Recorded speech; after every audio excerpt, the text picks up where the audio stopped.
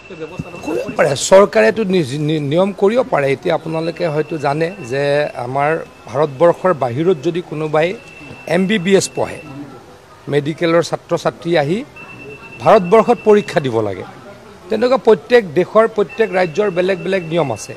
এই ক্ষেত্ৰত অসমে নিয়ম আনিব পাৰে, আমি নিয়ম আনিব পাৰোঁ, তাতেতো কোনো এইটো অনিয়ম নহয়।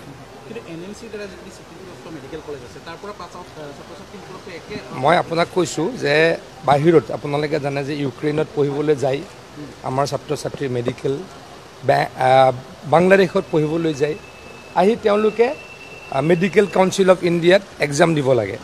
এইটোতো নতুন কথা নহয়। গতিকে অসমৰ বাহিৰৰ ষ্টুডেণ্টে, অসমৰ বাহিৰত পঢ়া ষ্টুডেণ্টে অসমৰ চাকৰিৰ কাৰণে যদি পৰীক্ষা দিব লাগে, সেইটো ডাঙৰ কথা নহয় বুলি মই উপলব্ধি কৰোঁ।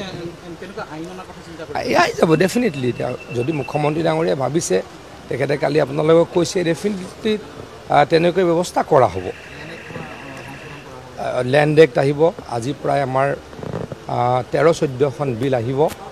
আৰু কালি আপোনালোকে দেখিছেই যে অনুসূচিত জনজাতি আৰু অনুসূচিত জাতিৰ কাৰণে বেল্ট বনাব পাৰি নেকি, য'ত 80% শিডিউল ট্ৰাইব মানুহ থাকে, য'ত 80% শিডিউল কাষ্ট মানুহ থাকে। মিনি বেল্ট ব্লক, এইটো ট্ৰাইবেল অকল নহয়, schedule caste and schedule tribe belt যদি মানুহে বিচাৰে। আৰু কেইবাটাও কথা মুখ্যমন্ত্ৰী ডাঙৰীয়াই কালি কৈছে, কেনেকৈ আমি বৰদোৱাক, বৰপেটাক সংৰক্ষণ কৰিব খুজিছোঁ আৰু মাজুলীক কেনেকৈ আমি সংৰক্ষিত কৰিব খুজিছোঁ, এই বিষয়ে কালি মুখ্যমন্ত্ৰী ডাঙৰীয়াই কৈছে। আজি গোটেইখিনি বিল বিধানসভাত লে হ'ব।